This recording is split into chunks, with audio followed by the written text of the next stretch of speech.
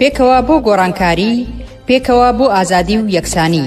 کەسێ بەتەمای چاکسازی لەم دەسەڵاتەیە بکەم، بەس خەوە بینێ. نەریتێکی شۆڕژێڕانە، نەریتێک کە لە خوارەوە خەریکە بنیاتی کۆمەلگایە. دەسەڵات ناتوانێت جا بە کێشەی ژنانباتەوە بەڕۆ حتا بەڕێوەبەراتەکانی خۆشیان کەوتونەتە ژێر پرسیارەوانێ. بۆ بیستنی بۆچوون و تێڕوانینی جیاواز و دژەباو،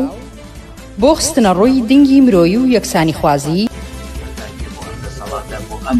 سیستەمەکە 83 خوێندکار لێک بۆدا بخوێنێت. ئەم ناوانە دروستە بۆیان تەنها ناوی حکوومەت دروست نییە بۆیان. چەک و پارەیان نستنیتەوە معناژی نامێنە ئیتر. چارەسەری بنەڕەتی بۆ کێشەی خەڵکی کوردستان وەلانانی ئەم دەسەڵاتەیە. هێنانە پێشەوەی دنگی ناڕزایەتیە جەماوەریەکان و بڵندگۆیەک بۆ هەڵسوراوانی. هێناوە بەهۆی خۆپشاندانەکانەوە بۆ بەهۆی خۆڕاگری خەڵک و ئیرادەی خەڵکەوە بۆ کەوە دەستێنراوە. بێکارانە بە ئەودەسێکی کەم ئیشەکەن و ماگانە موچەکانیان پێنادن. جاری وایە وازات خەڵک تونتر ئەبێ. ئەگەر مەترسیەک هەبێ لەسەر هەرێمدا یەکێتی و پارتی و خود یەکێتی و پارتی مەترسی وڵاتەکانی منتیقەشیان بۆ سەر هەرێم زیاد کردووە. خستنەڕووی واقعیەتی دەسەڵات و ئۆپۆزیسیۆنی ساختە و پەردە هەڵماڵین لەسەر نیازیان. خۆشحاڵی هەبێ بەوەی کە هیچ ریفۆرم و چاکسازیەک و بەخازاتی خەڵک لەلایەن ئەمانەوە بکرێت. مێژوویەک و کارنامەیەکی قوڵیان هەیە لەسەر ملهوڕی، لەسەر چەکڕاکێشان، لەسەر تعداکردن لەسەر خەڵک. ئەمانە دژمنی خەڵکی کوردستان بوونە لە پشتیان لە خەڵکی کوردستان کردووە. دێماسپێکی پەرشە بەسەر چینی کرێکار و بەشە جۆراوجۆرەکانی چینی کرێکار و هەموو کۆمەلگایە پەرزیان کردووە. بۆ تاو توێکردنی ئەو بابەتانەی کەمتر لە میدیاکانەوە دەبیسترێن، بەشێکی زۆری لە حیزبە چەپ و کۆمۆنیستەکانی دنیا و هەروەها بەشێک لە هەڵبژاردنەکانی ئەوروپا ناڕەزایەتیان دەربڕی. وینەکانی تاوانی دروست کردووە و تاوان ئەنجاما دەسەڵاتی چەکداری میلیشیای حزابی میلیشیای لە کوردستان. خەڵک لەلایەکۆ قەویترە، سازمانی تەیار کردە، ڕادیکاڵترە. بۆ نیشاندانی ڕێگەی ڕزگاری خەڵکی، پێشەنگ تیڤ هەموو ڕۆژانێکی چوارشەممان کاتژمێر 9 شەو بە کاتی کوردستان ڕاستەوخۆ پەخشی بەرنامەکانی دەکات. شەرمەزار نابێ ئەو هەموو جەنەراڵە مقابایە لە ناو شارەکەی خۆیان بینێ بە ئەنواع و ئەشکال چەکی ئەسلحەی قورسەوە طەبیعیە بەلایەن. یەکەمین جارە لە کوردستان کرێکاران خۆیان دەستبەرن بۆ مەراسیم و چالاکی یەکیایە. شۆڕش تەنها ڕێگەیە، هەڵسانی خەڵک ڕاپەڕین و خۆشانی جەمالی تەنها ڕێگەیە کە ئەڵتەرنەتیڤێک دابینکە. لە فەیسبوک، یوتیوب، ئینستاگرام، تویتەر و تیکتۆک فۆلۆمان بکەن. بەرنامە و گرتە ڤیدیۆیەکان ببینن. پێشەنگ تیڤ، پێکەوە بۆ گۆڕانکاری، پێکەوە بۆ ئازادی و یەکسانی.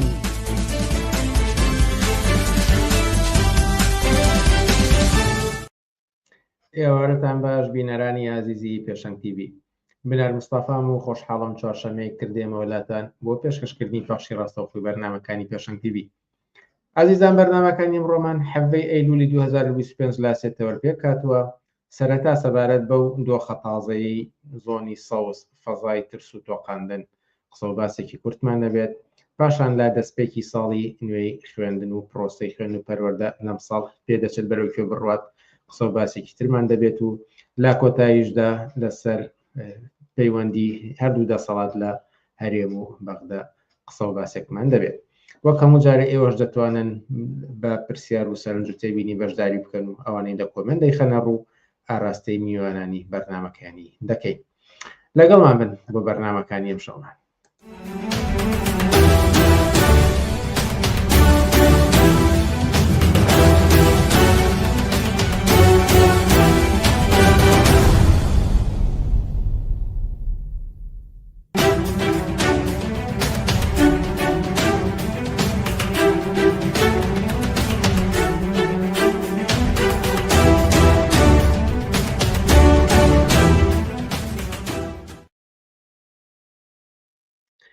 مەڵە بینەرانی عزیز سەرۆک ئاماژەم پێدایەکەم تەوەری ئەمڕۆمان تایبەتە بە قسە و باسێک سەبارەت بەو دۆخەنوێی لە زۆنی سەوزدا بەدی دەکرێت و ئەزمون دەکرێت. ئەویش لە دوای ڕووداوەکانی لالەزار و دەستگیری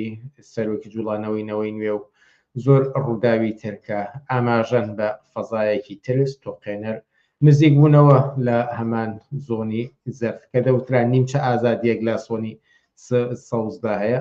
پێدەچێت ئاراستەکان وردەوردە بەرەو ئەوە بڕۆنکە هیچ جیاوازیەک نەمێنێت و ئەم بابەتە شتاوتێ دەکەین لەگەڵ بەهادینی حاجی بەکردار تاش ناسرا و بە ڕێبوار عارف. ڕێبوار عارف ئێوەرت باش و سپاسکە لەگەڵمانیت. سپاس بنەرجان، ڕێز سڵام هەیە بۆ هەموو بینەران و بیسەرانی بەرنامەکەتان و هەروەها بۆ هاوکارانی پێشەنگ تیڤی. بەر لەوەی کە بچینە سەر قسە باس لەسەر دۆخەکە، ئێوە وەکو کۆنگرەی ئازادی و گۆڕانکاری بڕیار و کۆنگرەیەکی ڕۆژنامەگەری پێنجشەمەی ڕابردوو بێگەر دروست لە بیرم بێ ئەنجامی بدەن، بەڵام هێزە ئەمنیەکان ڕێگەیان نەدا ئەوە بوو دواتر ئێوە کەناڵی ترتان پەیدا کرد و ڕۆژی دواتر توانیتان ئەنجامی بدەن. سەرتا لەسەر ئەمە بپرسم کە بۆچی ڕێگە لە کۆنگرە ڕۆژنامەگەریەکەی ئێوە گیرە؟ بەڵێ لە ڕاستیە هەڵبژاردن یاخۆت ئیشکردن لەسەر ئەو بابەتە کە ڕۆژی یەکەم جار سێشەمە بوو و مەبەستەکە هەمووی ئەو دۆخ و بارودۆخە تازە بوو کە لە زۆنی دەسەڵاتی منتیقەی سلێمانیا بەرحاڵ هاتووە پێشەوە بە حکمی ڕووداوانەی 3 هەفتە بۆ 4 هەفتەی ڕابردوو کە پێم وایە ڕێوداوگەرێک بوون لە ئاسمانێکی بێدەنگ و بێڕەنگ و بێهەورا نەبوو. کۆمەڵە ڕووداوی منتیقە، کۆمەڵە ڕێکەوتنی ئیتفاقاتی سیاسی منتیقە لە پشتی ئەو ڕووداوە بوو کە بەرحاڵ یەکێتی نیشتیمانی پێی نایە قۆناغێکی تازەوە کە قۆناغێک بوو لەلایەکەوە دەیویست ئەو هاوسەنجیە لەگەڵ دەسەڵات و دەوڵەت و هێزە سیاسەکانی منتیقە کە پژڕاست کاتەوە لایەکەشەوە ئیتفاقاتێ لە بینی ئەو پارتی هەیە. سلێمانی هەمیشە مەرکەز بووە لەسەر ئەساسیەوەی کە دەنجی ئازادی زیاتر تایە، خەڵق زیاتر قسەی تیاکە، شقامێکی فراوانتر و ئازادترە و ئەمە اتفاقاتێکە لە دووسێ مانگی ڕابردووە قسەی لەسەرکراوە لە بینی ئەم دوو هێزە سیاسیە کە بەدەر لەوەی ساقن لەسەرەوەی کە حکومەتێکی هاوبەش پێک بێنن، بەڵام یەکێ لە تێرمە ئەساسی بنەڕەتەکانە لە ڕاستیە ئەم بابەتەیە کە نابێ ئەو جیاوازیە لە نێوان هەولێر و سلێمانیا ببێنێ، نابێ ڕۆژگاری کە لە حکومەتی ئایندەیان لەبێتە پێشەوە بڵێن سلێمانی ئازاترە یا فڵانە ناوچە ئازاترە یا بەرحاڵ حکومەت یا دەسەڵات یا یەکێتی بە تایبەتی ئەو پۆزە بگرێت کە سنووری ئازادی لە منتیقەکەی ئێمە نسبەت بە ناوچەکانی پارتیە فراوانتر و باشتر و گونجاوترە. بۆیە زۆر هۆکاری بەو شێوە هەبوو کە کاریگەری لەسەر تەسریع و خێراکردنەوەی ئەو سیاسەتەیەکێتی نیشتیمانی هەبوو. ئەمەوێ بڵێم بەرحاڵ یەکێتی نیشتیمانی ئینتیخابی سیاسی خۆی کردووە بەدەر لەوەی کە ئەحزابی سیاسی دەور و ڕۆڵیان چی بووە، ئیتفاقاتی منتیقەکە چی بووە، اتفاقاتی پارتیەکێتی چی بووە، چونکە هێزێکی سیاسیە ئەکرێ ئەگەر خۆی زمینەی ئەو ئاڵگۆڕە لە نێو خۆیدا نەبێ بەرحاڵ بکرێتە جەدەلێک کە ڕەنگە بۆ دیفاع لە ئازادی ئەگەر یەکێتی ئاراسێکی پێچەوانەی پیشان بدایە بۆ خۆشی بە قانجازی بوو لە هەر حاڵە. بەڵام نەهێشتێتی ئەو هێز و توانایی هەیە لە بەرابەر پارتی و دۆخی سیاسی منتیقەکە وەنە لە ڕاستیە تەحملی ئازادیەکی زیاتر لەوەی کە تا ئێستا هەبووە. ئەوەی کە تا ئێستا هەبووە پێشەمو شێوە بڵێن کە لە ڕاستیە لە سایه خودی یەکێتی نیشتیمانیان نەبوو، تەبیعەت و سروشت و ژیان و سیاست و ئاسی تەوەقع و کۆمەلگا و فەرهەنگی سیاسی ئیجتیماعی ناوچە سنووری سلێمانی بە زۆرێک بۆ لە جەدەلێکی فراوانتر و هەمەگیرتر و پڕنۆعترا بووە و خەڵخەباتێکی توڵانی کردو بۆ ئەم بابەتە، یعنی مێژێکی زۆر دێرینتری هەیە. یەکێتی هات ئەو خاڵەی هەڵبژار بۆ خاتری لێدان لە قەلبی ئەو حرەکەتەی کە پێی ئەوترێ ئازادی و ئازادی خوازی و ناوچە و سنوورێکە لە هەرحاڵ دەکرێت کە دەنجی جیاواز بێت. بۆیە لەو شوێنەشا کە ئەو دەستی بۆ ئۆپۆزیسیۆن برد بەرنامێکی فراوانتر و دەقیقتری هەبووە دیارە، بەڵام لەگەڵ هێزێکە ڕوبەڕوو بۆ ئەو ترسەی لە شوێنەکە تەقاندەوە کە با بڵێن بەرەیگەل ئەو هێزە بوو یاخۆت ئەو شخصیاتانی کە لەو لیستە سیاسیە هەن ئەو هێزە بوو لە ڕووی چەکداریە و بەرحاڵ نمایشیە کرد یاخۆت ڕابردوێشی هەبووە یا بە زۆر لە زۆرەکان پارسەنگیشی هەبووە. بۆیە بەلایەوە گرنگ بوو پێش هەموو تەرەف و لایەن و کەسایەتی و حساب و گروپێک لەگەڵ ئەوانە ڕوبەڕوو بێتەوە، بەڵام وەختێکە لەگە ئەوان ڕووبەوە لە ڕاستیە ئەمە بۆ مەلەرزەیەکی سیاسی بوو ناوچەکەی ئێمە ڕوویە، چونکە تقریبا نەتوانین بڵێن لە 34 ساڵی ڕابردووە وێنەی 3 سەعاتی وامان نەدیەوە، وێنەی کاری سەرکوتگەری وامان نەدیەوە، وێنەی بارودۆخی پڕ میلیتاریستی و هێز بەکارهێنان و تۆقین و ترساندنی وامان لە ڕاستیان نەدیوە. بۆیە ڕندان و کاردانوێکی ئەگەرچی گەورەی نەبوو لەلایەن خەڵکەوە بەڵام ترس و نیگەرانی و دڵە ڕاوکەیەکی یەکجار گەورە و پڕمەترسی دروست کرد. ئێمە هاتین ئەمەمان بۆ ئەم خاڵەدا ڕشت. بەڵێ ئەوەی کە باس ئەکرێ ئێستا لە سلەیمانی فەزای تۆخاندن زیای کردووە هەست دەکرێت کە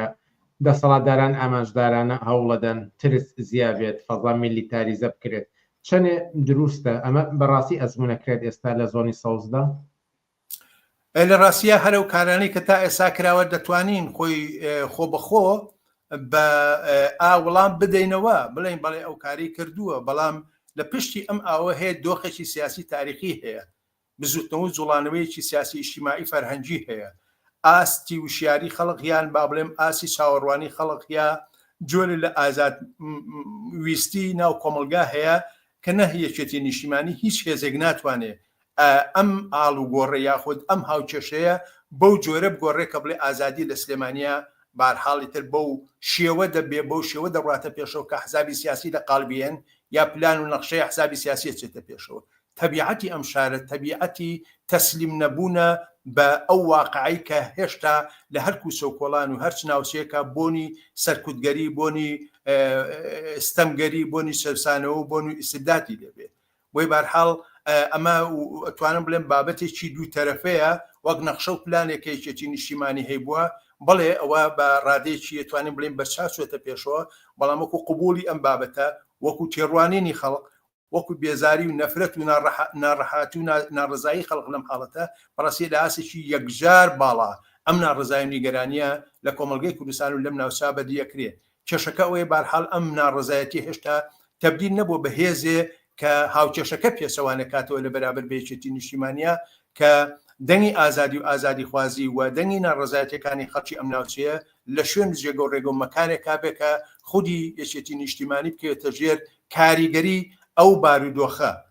و بارها بکێتە جۆرە لە پاشەکردن بۆ پاشەشەکردن سەبارە بۆ نەخشە و پلانە کە خۆی دایناوە بۆیە بۆ ئەندازەی کە ئێمە سوێنە شەقام ئەگەرچی ئەو ئەندازە هیچ سیاست و پلانێکی یەکێتی نیشتیمانی ڕەنگە نەگۆڕابێ ئەمنیەت و ئاسایش و دەستگاکانی ڕاگەیان دەستگاکانی ئاسایشی ڕەنگە نەگۆڕان بێ بەڵام لە هەر حاڵ خودی ئەو پەرچەکردداری کە ئەوان هەیان بوو هێمایە بۆ ئەوەی کە ئەوان چ ترس و نیگەرانیەشیان هەیە لە دۆخی سیاسی لە دۆخی ئازادی لە دەنگ هەڵبڕین بۆ داکۆشیکردن لە ئازادی وامە بارحاڵ ئەو حاڵەتە بوو کێمە وەختێک کە ئەو ڕۆژەماندانەکە ڕۆژی سێشەمە بوو بارحاڵ پێشڕامان گەیاند بوو کە لە باخی گشتی ئەمە و کاراکەین بە دوای ئەوەی کە ئێمە کاتمان لەوە کاتی مۆعید و تەوقیدی خۆیان هاتە پێشەوە تر بارحاڵ هاوڕیان و دۆستان و کەسانیش کەرکە لێ بوو پێشەوەی کە خۆمان بڕۆین ئێمە میشە لە حاڵ لە کارەکانمانە هەوڵ دەین بۆی کە ڕوبەڕووی زەربە یا ڕوبەڕووی دۆخێکی نەخوازرا و نەبینەوە هەوڵ دەین بارحاڵ متابعی بارودۆخەکە بکەین بۆیە 5 دقە تا 7 دقەیە پێش ئەوەی دەست پێ بکەین هاوڕیانێکە لێ بوون گزارشیەوەیان دایەوە کە ئەو منتیقەیە تەنداوە بەهێزی ئەمنی تەنداوە بەهێزی چەکدار بارحاڵ بە خەڵکانێکە بە جلی ئەمنی و جلی سەربازیەوە لەو ناوچەوە هەبوون بۆ ئێمە بارحاڵ بە مەسلحەتمان نەزانی لەبەر ئەوەی کە ئێمە دەمانویست کارەکە بکەین و لەبەرەوەی بژاردەی دوو هەممان بوو ئێمە پێشبینیمان کردبوو لە حرەکەتەکە کە ئەگەری ڕێگە پێنەدانمان هەیە وەوە بوو بارحاڵ لە سەعات 5 ئەگەری ڕێپێگە پێنەدانما بوو بۆ ئەمر واقعی کە ئێمە تاکتیکی دووهەم یا بژاردەی دووهەممان گرتە بەردەم بژاردەی دووهەم لە بەردەم لە نزیکی بابلین فامیلی مۆڵا بوو بەڵام کە چوونی ئێمە بوو ئەوێ بارحاڵ دەزانین تقریبا نتوان بڵێم چەند دقەیەشی نەبرد هێزێکی زۆری میلیتات و بارحاڵ چەکدار و هێزەکانی خۆیان لەو منتیقا بەدیکرا کتر ئێمە مسیر و مکوور بووین لەسەرەوەی کە ئێمە بێکارەکەمان بکەین بەر لەوەی کە دەستگیرمان بکەن بەر لەوەی کێشەیەکمان بۆ بێتە پێشەوە بەر لەوەی دارحاڵ حاڵەتە بێتە پێشەوە کە ئێمە پەیامی خۆمان نەگەیان بێ بۆیە بارحاڵ پاشەکشەمان کرد ئەو ڕۆژە بۆ ڕۆژی دواتر ئێمە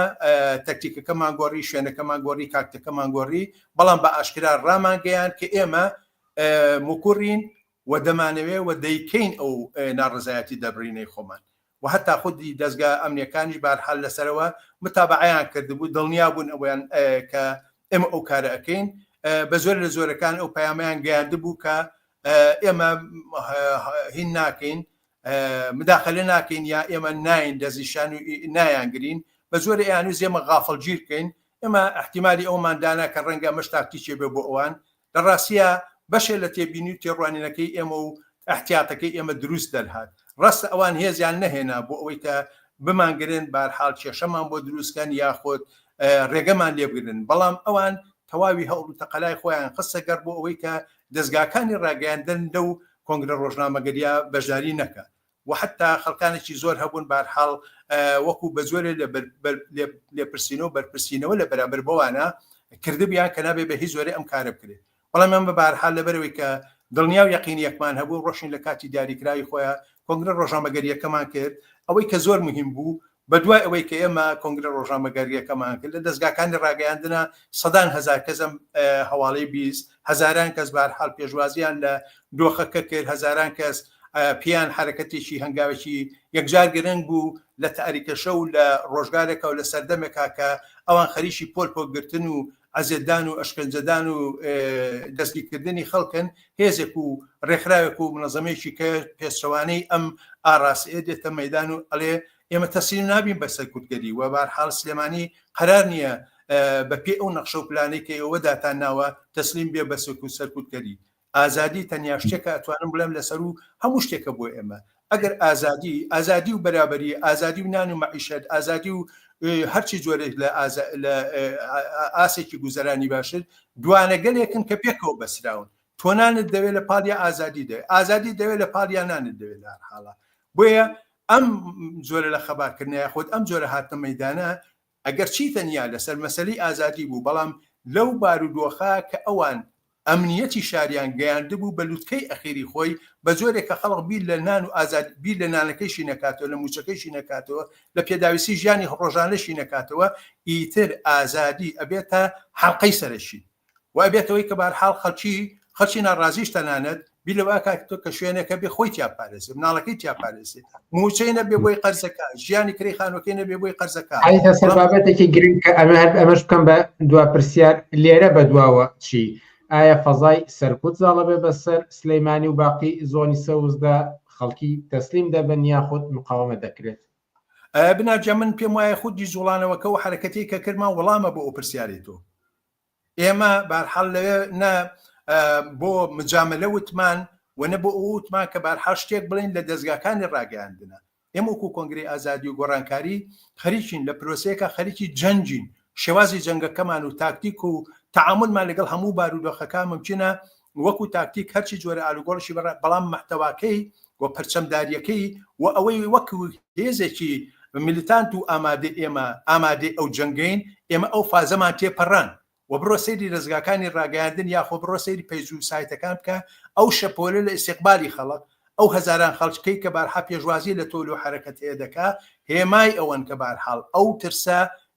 وەکو 2 هەفتە لەوە پێش و 10 ڕۆژەوە پێش و 2 ڕۆژ پێش با بڵێن کۆنگرە ڕۆژنامەگەریەکە لە ڕۆح و لە تێڕوانین و لە ژیانی خەڵک و لە نیگای خەڵکا وا تەماشا ناکرێتەوە دواتر لە هەرحاڵ ئەم هێزە هەرچەنە سەرکوتکەر بێ هەرچەنە لە هەوڵی بەردەستکردەوەی ئازادیەکانی خەڵ بەڵام نە تەبیعەتی شار نە ئازادی خوازی نە ئەو ڕێکخراو گەلەی کە خوازیاری ئالوگۆڕشی بنچینەیە من نادەن بەوە ئێمە وەک یەشێ لەو ڕێکخراوانەی یا بەداخەوە بەڕاستی ئەتوانم بڵێم بەداخەوەکو تەنیا ڕێکخراوێت لەو دەورا بارحاڵ کە پێمان نایە ئەم بیکردنەوە لەم نەخشە و پلانەوە لەوەی کە ئێمە ئەو دەنگە دلێرە بین و بارحاڵ وەڵام بۆ بابەتە بینەوە بەش بە حاڵی خۆمان وەکو هێزەکانی کە چۆن با بڵێم تاقیکرانەوەی ئێمەش لەم نەبەرد و جەنجی ئازادی و ئازادی خوازە با بڵێن تاقیکردنەوەی خۆیان یا پلانی خۆمان بە سەرکەوتی برێتە دەر ئەمە دیوێشیکەی ڕاستی ئازادی و ئازادی خوازی لەم جوغرافیا سیاسیە یەکجار لەوە گەورەترە حتا ئێمە وەکو کۆنگرەی ئازادی دیفاعی لێ بکەین یان یەکێتی نیشتیمانی بێوێ سەرکوتی بکە یعنی تەبیعەتی ئەم شارە ئەتوانێت مانجێ بێتەنگیکەی ئەتوانێت 2 مانگ بێتەنگیکەی بەڵام ئەمە لە پرۆسە سیاسەکە لە ئاڵوگۆڕەکانی ناوچەکە لە هەموو ئەو نەخشە و پلانانەی کە هەیە لە ئاسی وشیاری خەڵکە لە نیگەرانیەکانی خەڵکە بەرحاڵ دەرفەتێکە لە هەر کون و قوشبن و لە هەر ڕۆژگارێکە ئیمکانی تەقینەوەی هەیە ڕەنگە ئەم کاری ئێمە سەرکەوتنەکەی ئەوە بێ کە عەفەوی نەبوو کە بارها خۆرسی نەبوو کە ئەوە نەبوو لە پڕێکا ڕوبەڕووی ڕووداوێ بێت و بڕیارە بدەیت بەڵکو نەخشەمان بۆ ڕەشوە نەخشەکە بارحاڵ هەوڵ درا پاشەخشە پێکرا بەڵام 2000 ئێمە گیانمان بە شوێنێکە و بارحاڵ تقریبن ئەو ترس و نیگەران و فەزا پشێویەی کە پێشووتر هەبوو بە دوای ئەوەی کە جەمعشی ئەگەرشی کە مەسنە ناو شەقامەوە ئیتر فەزایشی کێتە پێشەوە کە ئەمە یەشێک لەو مشاهداتانەیە کە ئازادی لەم شارە لەم ناوچە لە هەر شارێکی کوردستانە لە ڕاستیە بەڵام تەبیعەتی ئەم شارە بە حکمی ڕابردووەکەی تەسلیم نابێت کۆمەلگاکە ناتوانێت تو ئەو ئازادی بسنیتەوە بۆیە بەرحاڵ ئومێدەوارم ئەمە ئەو هەنگاوە بوو بێ کە دەرفەتی ئێمە یابێ دەرفەتی کۆمەلگای یابێ بۆ ئەوی کە ئاراسەکە و هاوچێشەکە پێچەوانەکەین و ئەگەر چی لە ڕاستیا بەداخەوە ئەوان هەموو هەوڵێکی خۆیان نا بەڵام تەنانەت بەشێ بەداخەوە لەو هێزانەی ئۆپۆزیسیۆنیش بوون هیچ مشارەکەتیشی ئەو تویان نەبوو یاخۆت لە ناو دەستگاکانی ڕاگەیاندنەکانی خۆشیانە بە حکمی فشاری کە لەسەریا هەبوو هەتا ئامادە نەبوون ریپۆرتاژێ ئەمادە نەبوون چاوپێکەوتنێ ئەمادە نەبوون خودی کۆنگرە ڕۆژنامەگەریەکە بڵاوکەنەوە کەمە سا لە ناو بەشە لە ناو خەڵکە بەڕاستی جێگەی تێبین و سەرنجە کە بەرحاڵ تۆ ئەمڕۆ لێتیان بەیانی حرەکەتێکە کرێ هێزێگێتە پێشەوە دەڵێ بەڵێ بۆ ئازادی نابۆ سەرکوتکەری کوشتار و قەتوعامی خەڵق تۆ ناچی بە دیفاع لەمە ناچی ئەمە ڕێندانەوەی پێ بکەیت دەزەکانی ڕاگەیانە ناچی بیتە بەشێ لەو حرەکەتەیە ئەگەر هەتا تۆ با بڵێم تێبینی ئەوەشی هەبێت کە ئەوان بە حکمی مەسەلەی ئەمنیەکەی خۆیان وابیرکەنەوە کە نەهاتنیان باشترە ئەخو ناکرێت لە هەرحاڵ هێشتا لەسەر باری ئەوەش دەستگاکانی ڕاگەاندنیشی تەسلیمی ئەو خواسە بکەیت کە هێزە سیاسی هەیە ئەو نوع لە تەسلیمکردنی ئەو خواسەیە کە لەشێتی لە پشتی ئێمەوە لە پێش ئێمەوە لە ئەو کاتا لەو ڕۆژە کارێکی زۆری کردبەوەی کە لە دەستگاکانی ڕاگەیانە بڵاو نەکردێتەوە هەر هێزێک نەتوانێت ئەم دەنگە بڵاوکاتەوە زۆر لە مشارەکەتە بەداخەوە بەدەلەوەی کە خۆی ئێوەیان نا من نەزانم زۆر لە هێزان لە ژێر چاودێری و لە ژێر لێپرسینەوەی زۆر جدیاهن بەڵام بەداخەوە مەش بۆ خۆی دەور و تاسیری هەیە لەسەرەوەی کە ئەو دەنگە ڕسایی کە ئەڵێ بەڵێ بۆ ئازادی لە چ بەعدێکە ئەگەرم باسی سەدا هەزارەکەین ئەگەر ئەوان بەهاتە بە ملیۆنەها ئینسان ئەو دەنگەی لە کۆمەلگەی کوردستانە دەبیست بۆیە بەرحاڵ بەشێکیش لە مەسەلەکە خودی هاوکێشەیەکە لە فەزا سیاسەکە کە ڕەنگە هەم وەزن و مەکانی ئێمە هەم فەزای سیاسەکەی کوردستان بەو شێوە بتوانێت ڕوبەڕووی یەکتر بنەوە بەهادی حاجی بەکردار تاشناسرەوە بە ڕێوەر عارف ڕێکخەری کۆنگری ئازادی گۆڕانکاری لە بەشی کوردستانی سپاس لە بەرنامەکانی ئەم شەوی پێشەنگ تیڤیدا ئامادە بوون سپاس بێوەش منەرجان عزیزان وشانێکی کورت و پاشان لێدوانە گۆرەگرین سەبارەت با دەستپێکی ساڵی خوێندن و لەگەڵمان بمێنەوە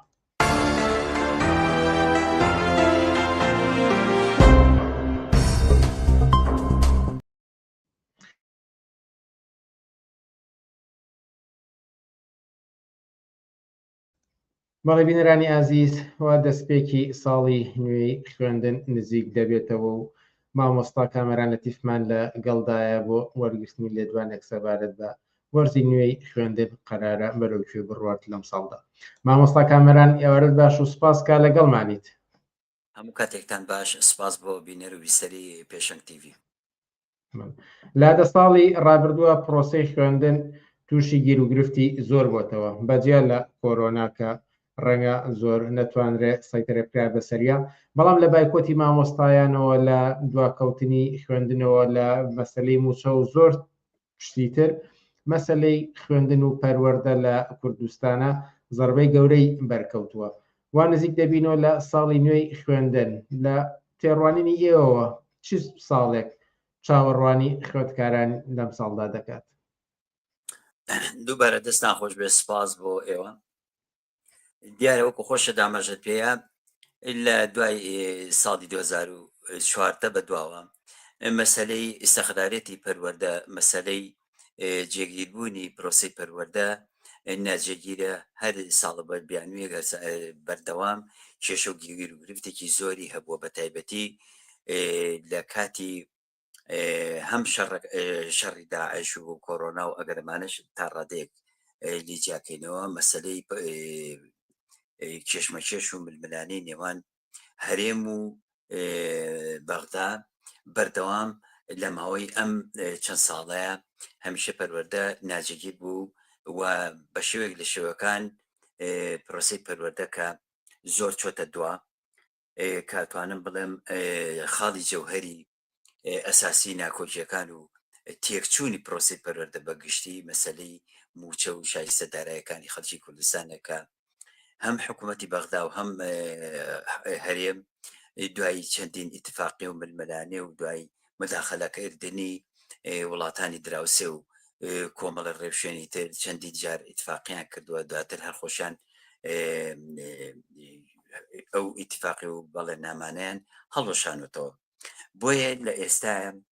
قەلەقیەک و ئێچگارە دڵەڕاوکیەکی زۆر بە خەڵکەوە دیارە و بە تایبەتی مەسلەی توێژی موچەخۆران و مامۆستایان بە تایبەتی کە سەرمەشقی ناڕزاتیەکان و هەموو ئەو ناڕزاتیانە بۆ کە بەشداری کاریگەری هەبووتیانە ئەتوانم بڵم کە لە ئێستا پرۆسی پەروەردە نزیک بووینەتەوە لە چەند ڕۆژی ئایندە قەرارە مەکتەب بکرێتەوە قەرارە کە قوتابخانەکان دەرگای قوتابخانەکان بکرێتەوە کە تەواوی خەڵکی کوردستان و کەسوکاری قوتابیان لە دڵڕاوکیان ئەم پرسیارانیان هەیە کە ئایا قوتابخانە جارێکی کە بایکۆت دەکاتەوە یاخود مامۆستایان بایکۆت دەکاتەوە یاخود بە شێوکی ئاسایی دەسەکرێتەوە بە پرۆسی پەروەردە هەتا کۆم دەقەی کە ئێمە قساکەین مەسلەی بایکۆت یاخود دەوامێکی ئاسایی قوتابخانەکان هیچی لە ئارایان نییە ئەوش پەیوەستە بە خاڵێکەوە کە ئەوش مەسلەی ئێستا قەراربوونی موچەی موچەخۆرانە لەلایەن هەردوو حکوومەتەوە کە چاوەڕی ئەوەن ئەگەر بێت و موچە بە شێوەیەک لە شێوەکان جێگیر بکرێت و بتوانرێت شایستەی خەڵک و شایستەی موچەکانی بە مامۆستایان فەرمانبەران بدرێت ئەمە تا ڕادەیەک ئیستیقرارێتی پرۆسی پەروەردە ئەکرێت و ئەگەر نەبێت بە پێچەوانەوە بەلاخی شۆکایڵم دیسان وەکو ساڵانی ئایندە دەسە بکرێتەوە بە ناڕزاتیەکان و بایکۆت و چەندی چالاکی جۆرە جۆری تر ئەمە یکە منەی بینم لێرە بە شێوک لە شێوەکان مامۆستانی ناڕازیش هەتاکو چاوەڕێی بڕیاری حکوومەتی فیدراڵ و حکوومەتی هەرێمن کە بە ئیتفاقیەک ئەگەن و مەسەلەی موچەی فەرمانبەران چی بەسەر دێت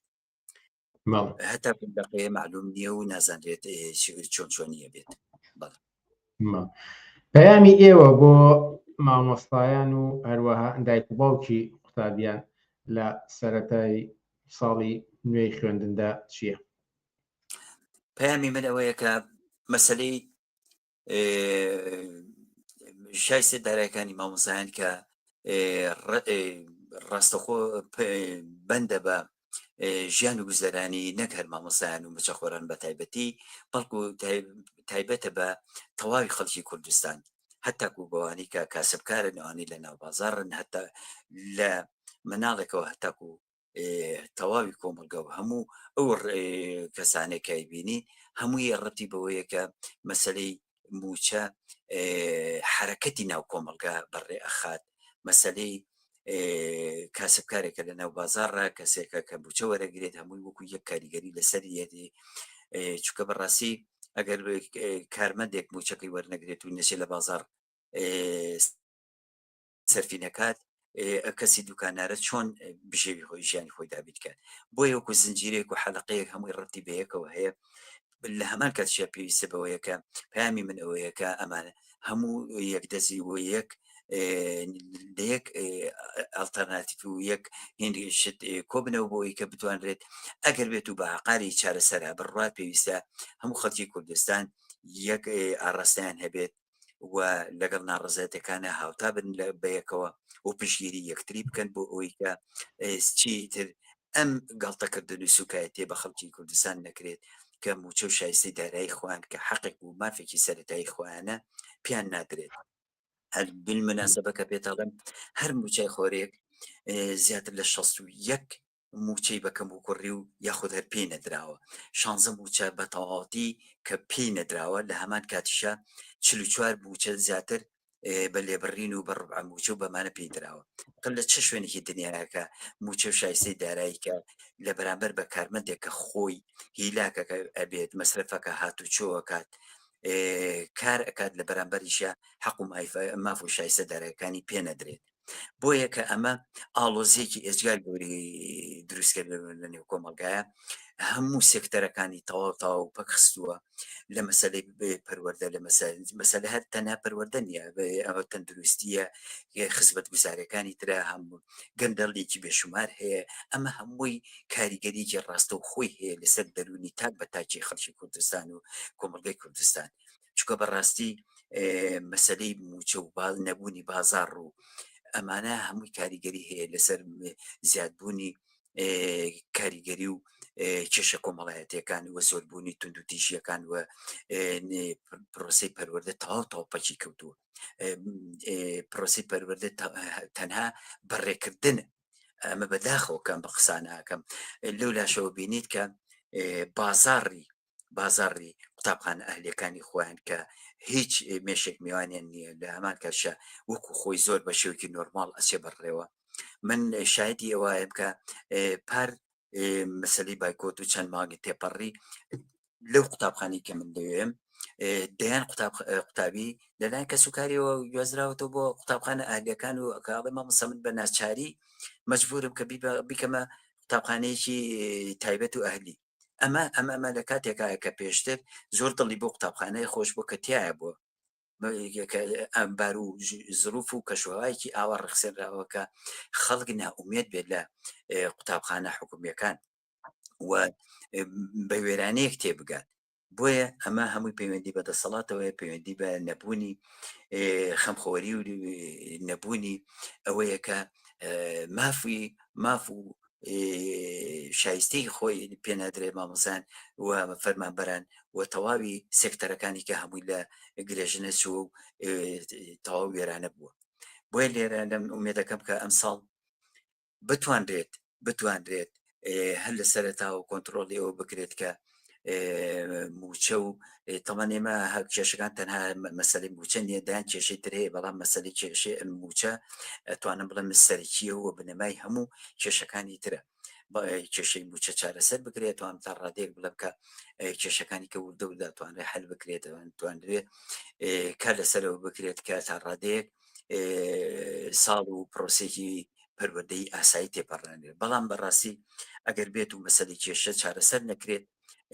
هیچ ئومێدێکم نییە بەوەی کە ئەم بار و زڵوفە چاک بێت خاڵێکی کە ئەوەیە کە مەسەلەی مامۆستایان و تەواوی مامۆستایان جگەلەوەی کە بە شێوەیەک لە شێوەکان ڕێکخراونی لە هەمان کاتشا مامۆسانی ناڕازی و کۆمەڵێک لە مامۆسانی کە خۆ بە شێوکی خۆڕسکانە بڕیار ئەدەن کە ئەمە بڕیارێکە کە من وەکو قەنەعاتی خۆم کە هیچ پێم باش نییە کە هەر کەسە لە شوێن و بە ئارا و بۆ چوونی خۆی بڕیار بە بەڵکو قەنەعەتم بەوە هەیە کە یەک ئاڕاستە و یەک هێز و توانەکان کۆکرێتەوە نەک هەر لە ناو توێژی مامۆستانە بەڵکو تەواوی چین و توێژەکانی ناو کۆمەلگا و هەموو لە کاسبکارێکەوە هەتاکو و فەرمانبەرێک تاکو مامۆستایەک تاکو کە سوکاری خوێندکاران و خوێندکارانی زانکۆ ئەمانە هەمووی پشت و پەنای یەک بێت بۆ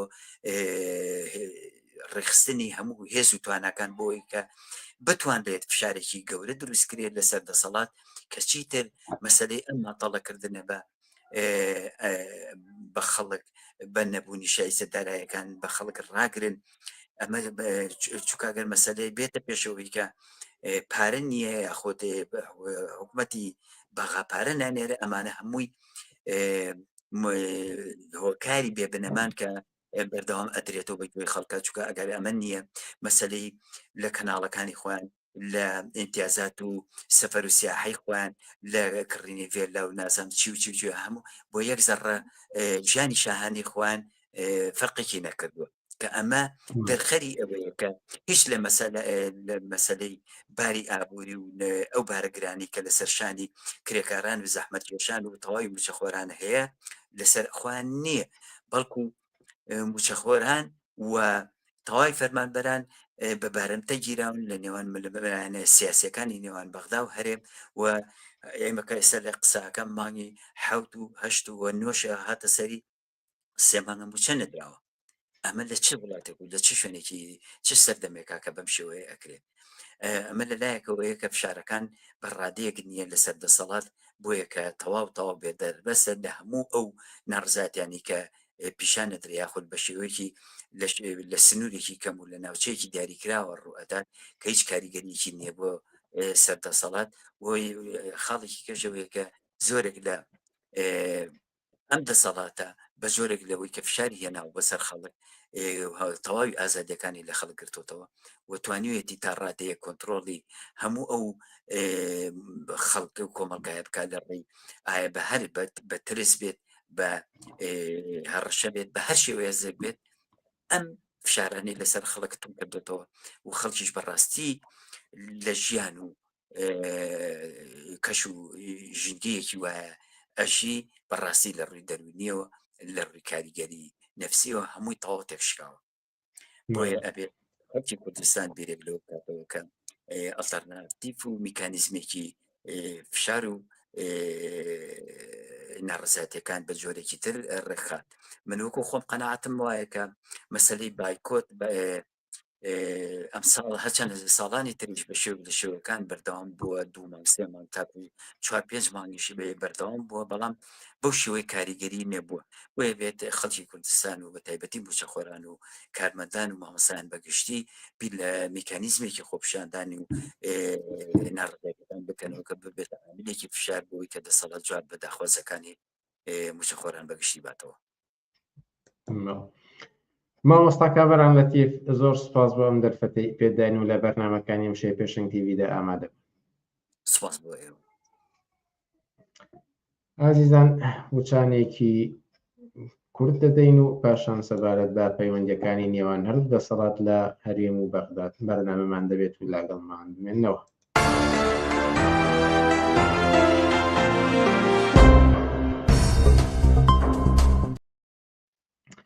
بەڵێ بینەرانی ئازیز دوایین تەوەری ئەمڕۆمان تایبەتە بە قسە و باسێک سەبارەت بە پەیوەندی نێوان هەردوو دەسەڵات لە هەرێم و بەغداد. ئەم بابەتەش لەگەڵ زمناک و عەزیز تاوتێ دەکەین. زمناک و عەزیز ئێوارەت باش و سوپاسکا لەگەڵمانیت. ئێوارەت باش سپاس بۆ تۆش بنارگەم. ئەگەر هەڵسەنگانێکی خێرا بکەین تا ئێستا لە 2003ەوە دوایەوەی کە دەسەڵاتی بەعس نامێنێت فیدراڵی پێگێت و کوردستان دەسەڵاتی هەیە و حکوومەتی ناوەندیش دەسەڵاتی ئەبێت ئەم 20 ساڵە 22 ساڵە ئەم پەیوەندیە چۆن چۆتە پێشەوە لە ڕەنگی ئێوە؟ هەموو ئێستا ئەمڕۆ پیشانەیە کە هەموو ئەو درۆیانەی کە کردیان لە سەرتاوە بە ناوی فیدراڵیەوە بە ناوی پێکەوە ژیانەوە بە ناوی حکوومەتی هاوبەشەوە بە ناوی ئایندەی مشتەرەکەوە بە ناوی عراقی نوێەوە بە ناوی دیموکراسی و ئەو هەموو درۆ دەلەسانەی کە کردیان هەموو درۆ دەلەسە دەرچوو پێچەوانەکەی هەمووی ئەبینی ڕۆژانە لە هەموو بارەکانی ژیانە لە مەسلەی موچەیە تا ئەوجێگەی کە بە خەڵکی کوردستان نەگەڕێتەوە ئەو وەزعکەیەتی لە مەسلەی پێکهاتەی کۆمەڵایەتی و کۆمەلگاوە تەماشاکە ناوی عشیرەتانەی کە ئێستا هەیە لیستی ناوی عشیرەت لەگەڵ ئەو لیستەی کە پێش ڕوخانی بەعسا هەبووە بزانن چەند بەرابەر زیادی کردووە بوونی دەیان مافیای جۆراوجۆری درڕندەی هاوشێوەی ملازم عەلی و ملازم عەلا و ملازم نازانم کێ ئەمانەی کە مۆتەکە بوون بۆ سەر گیانی خەڵک وەرە ئەمڕۆ بزانێت چەند لە هەموو شارەکانی عێراقا باسی کوردستان نییە بە تایبەت بزانێت چەند بەرابەر زیادیان کردووە ئاستی تیرۆر ئاستی کوشتن ئاستی نائارامی ئاستی حساب نەکردن بۆ قانون و یاسا و ڕێسایەکی درۆزنانەی کە خۆیان دایان ناوە بەسەر سەری خەڵکی فەقیر و هەژارەوە بخۆشیان کە هیچ ئیلتزامێکی پێوە ناکەن ئاستی ڕێژەی تاوان هەڵوەشانەوەی جۆرا و جۆری ئەوەی کە لە دەورانی پێشوە کە ئەمانە هەمووی پێی ئەوتراکە کۆمەلگای تونند و تۆڵ و تۆکمی پێگەناوە بزانن چۆن هەڵوەشاوتەوە هەموو ئەمانە ئاکامی ئەو سیاست و ئەو بارودۆخە بوون کە لە دەورانی ڕابردووە بەهۆی ڕوخانی بەعس لەلایەک و نەبوونی بەدیلێک بۆ ئەو ڕوخانە و نەبوونی ئەوەی کە هێزێکی ڕاستەقینەی نوێنەرایەتی خەڵک بکاوە جواب بە خواستی و پێداویستەکانی خەڵک باتەوە سەرنجام ئەمەی لە دەرچووە وەجگەلەوەی کە چۆن بۆتە تەراتێنی دەیان هێزی جۆراوجۆری نێودەوڵەتی کە بە کەیفی خۆیان تەداخولەکەن لە هەموو جونگەیەکی ئەم وڵاتەیە و هەموو شیان مۆزەف و کاربەدەست و کاربەندی خۆیان هەیە کە بە ناوی مخابرات و بە ناوی جاسوس و بە ناوی نۆکەرەکانی خۆیانەوە کە دەست دیاریشن هاانجە دەورەی پێشوو ئەمانە هەمووی بەشکلی شاراوە ئەکرا و خەڵک نێزانی کێ جاسوسی کوێ مەسەرن گومان هەبوو کە فلان سەرک عشیرەت جاسوسە بەڵام بەڵگەیەک نەبوو ئێستا بۆ خۆی دانیشێ لە ناو دیوەخانەکە بە شانازیەوە باسەکە کە ئەمە جاسوسی کوێیە و نۆکەراتەکەی بۆ کێیە و بۆچی ئەماکە و هیچیش پێی شەرم نییە و ئەمە ئاکامەکەی ئەو فەزایە. بەڵام ئەگەر لەسەر دەسەڵات ڕاوەستین حکوومەتی هەرێم و حکوومەتی بەغداد کێشە و ململانەی زۆریان بووە. هۆکاری ئەم کێش و ململانەیە چی بووە؟ ئەوەیە کە بەپێی یاسا نەجوڵاونەتەوە ئەوەی و دەسەڵاتدارانی هەرێم بانگەشەی ئەکەن یاخود ئەوەیە کە سەرچاوە نەوتینان وتەیەکان وەکو پێویست ڕادستی حکوومەتی ناوەندی نەکراوەتەوە. لە ڕوانگەی تۆ ئەسڵی کێشەکە لەسەر چییە؟ بە تەسەوری من هیچ کێشەیەکی ڕسمی جددی بەو شێوازەی کە قڵش بخاتە نێوان هەرێم و بەغا وەکو دەسەڵات وجودی نییە. ئەوان بۆ خۆیان متفقن ئەگەر بەپێی ئەعلامی و تەلەڤیزیۆن بێکە نانی ئێمە ئەبڕێ و دوژمنمانە و نایەوێ خەڵکی کوردستان ئاسوودە بێ و ئەمانە ئەبێ کاتێک یەکترمان بینی لانیکەم بە خێسەوە سەر یەکترکەین. ئەمان ئەڕۆن هەر پێڵاوەکانیان ماوەبی لەسنەوە. ئەمە چ جۆرێکە لە ناکۆکی و لە ناتەبایی. ئەگەر قرارە ئەوانە دوژمن و لەگەڵمان ڕێک ناکەون خۆ ئەنواع ئەشکال میکانیزمی جۆراجۆر هەیە ناوەندی سێهم بینتر ئاراوە ئەمریکایە نەتەوە یەکگرتووەکانە هەر وڵاتێکی تری دنیاە بە عنوانی شاید بە عنوانی چاودێر وەرە لە کۆبنەوەکانمانە لە جیاوازیەکانمانە بەشدار بە و تەدوینی هەموو ئەو قسانە بکە کە بەیەکەوە ئەیکەین و کۆپیەکی ئەو اتفاقیە و لای تۆش با هەبێکە هینی لەسەرەکەین کە لەسەری ڕێکەوێنی ئیمزایەکەین و سەرنجام هەر لایەک پابند نەبوو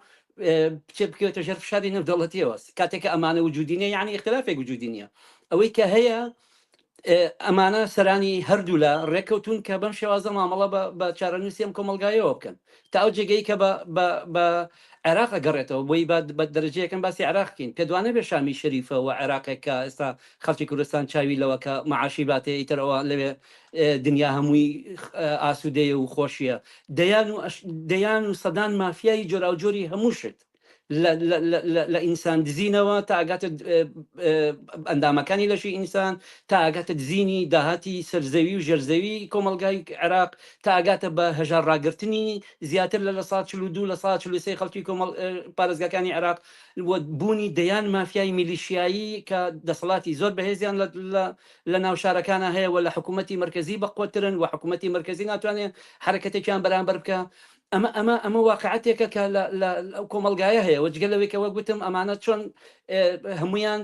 دیوەخانی تایبەتیان کردوێتەوە بۆ مخابراتی وڵاتانی جۆراجۆر سعودیەکان بە کەیفی خۆیان تەراتێنی تیاکەن بە عنوانی مخابرات ئیماراتیەکان بە هەمان شێوە لە ڕێگەی سونەکان و حیزبەنە حیزبی سەر بەخۆیانەوە بە هەمان شێوە قەتەریەکان ئەم کاراکەن ئەوە باز لە ئێران و ئیسرائیل و ئەمریکا و ئەمانە هەر پێویست ناکات چووکەوە زۆر ئاشکرایەکە چ فەزایەکە تا ئەو جێگەی کە بە کوردستانی عێراقەوە گەڕێتەوە مەسلەی ئەم قڵشتەی کە هەموو جارێک ئێڵێنەوە و هەرجاری کەسایەتێکەکەن بە تایتڵ بۆی کە شەڕەکە لەگەڵ ئەوە بکەن ئەم ماوەیە وەزیری داراییە مەسلەکە ئەوەیە کە یەکێتی و پارتی زۆر بە ئاسانی بۆیان لواوە مەعاش بە خەڵک نێن ئەوە چەند مانگە مەعاشیان نەیەوە ئەوەی کە خەڵک بۆچی قبوڵی ئەماکە بە تەسەوری من ئەوەیە کە خەڵک مەعاش بە مافی خۆی نازانێ ئەگەر خەڵک مەعاش بە مافی خۆی تو بێنە بەرچاوت ناو ماڵەکەی خۆتە دوو ژوورت هەیە سێ ژوورت هەیە چەند ژوورت هەیە کەسێک یەت بەناوی حزبێکەوە بەناوی حاکمێکی دەسڵاتدارەوە یە دەڵێ ئەم حوشەیە و ژوورەکەی پشتەوەی کە قەنەفەکانتیان تیاداناوە لای بنەوە ئەیکەین بە مەخزن و بۆ ئیشی خۆمان بەکارێنین ئەویکیان بە ماڵەکەی تر دەڵێەوە مەڕەکانی سکرتێراتی تێکەین ئەویکیان ئەڵێ ئەوە نازانم چیتە سەرنجام خەڵک ئاعتراز دەکا یەتە سەر جادا ئەڵێ قبول ناکەم بەمە چونکە ژوورەکەی و حوشەکەی و شوێنی قەنەفەکانی بەهی خۆی ئەزانێ و ئامادەیە لەسەری بمرێ بەڵام ئەم قوتەی کە ژیانی ئەوی پێوە بەندە بە حەقی خۆی نازانێ مەسەڵەن تۆ تەسەور کە یەکێک لەو هینانەی کە فەزایی کە یەکێتی و پارتی دروستی کردووە هێزێکی زۆر فراوان مەبەستم لە ژمارەیەکی زۆر فراوان لە خەڵکیان بە ناوی موچە و موچەخۆریەوە کەمووی ئەندام و کەوادر و هینەکانی خۆیان بوون تعین کرد و ئەمە وای کرد کە ژمارەی موچەخۆری بردەسەرەوە و ئێستا لە برەوەی کە ئەم موچەخۆر و ئەندام و لایەنگرانی خۆیان نسبەتێکی زۆرینە لە ناوهینەیە ئەو لیستانەیە کاتێککە موچەکە بڕن ئەوانن کە قسە ناکە تازەکە ئەگەر لە ناو پاسێکا تۆ قسەش بکەیت لە شوێنێکی عمومیە دیفاع لە موچەکەی خۆت بکەیت و بە دەنگێکی بەرز بڵێ با من حەقی خۆمە ئەمەم من سی ڕۆژ ڕۆشتوم لەمانێکە داوامم کردووە هەر ئەو لە ناو پاسەکەی جوابتیاتەوە دەوامەکەت کامەیە ڕۆشتون لە ناو دایرەکانە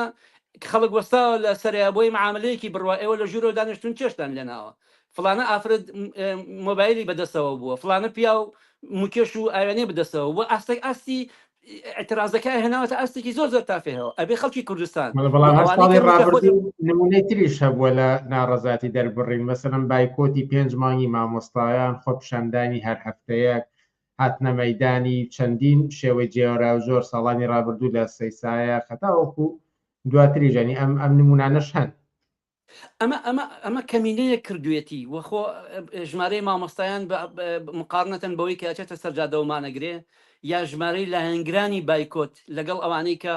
هەموو جارێک لە ناوەڕاستیا لە نیوێ ڕێکای بایکۆتەکە ئەشکێن و ئەڕۆنەوە ئەبنەوە بە داردەسی دەسەڵات قەت قابلی مقارنە نییە ئەگەر ئەو عەدەدە زۆرە بەڕاستی ئەوە بە مافی خۆیانی بزانن و حتا ئەو ژمارە زۆری تری موچەخۆرانی تر باسی کادر و ئەندامەکانی خۆیان ناکەم کە بە ناوی جۆرا و جۆرەوە و بە جەنەراڵ و بە لیواوی جۆرا و جۆر تەقاعودیان کردوون و مانگانە کۆڵە پارەچێت حسابەکەیان ئەو معاشەی کە ئەگەر یەک مانگ لە ساڵەکە یەک جاریش ئەوان وەریگرن ئەکاتە کۆی موچەی 12 مانگی مامۆستایەک بۆیە ئەو بۆی ئاسایی ئەگەر لە مانێکە 6 جار وەریگرێ بەڵام مامۆستایە گەر هەموو سەری مانگێک معاشەکە نەچێتە ماڵەکەی خۆی وەری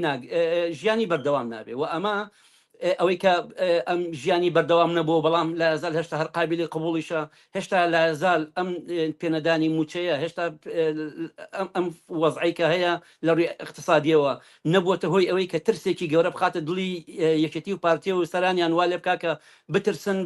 بنەوبارەگاکانیان کۆبکەنەوە حازریکەن بۆ ئەگەر خەڵک تەقینەوە ڕوویە ڕابکەن ئەسڵەن پێچەوانەکەیەتی نەگەر ئەوەی کە